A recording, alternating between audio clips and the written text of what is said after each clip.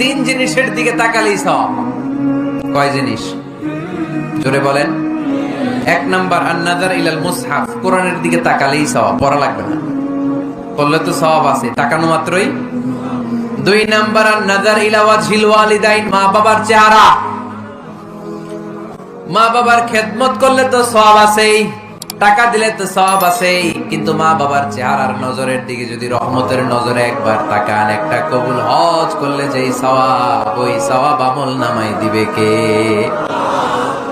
তিনবার বললেন আল্লাহ রাসূল এই মায়ের কথা। কয়বার?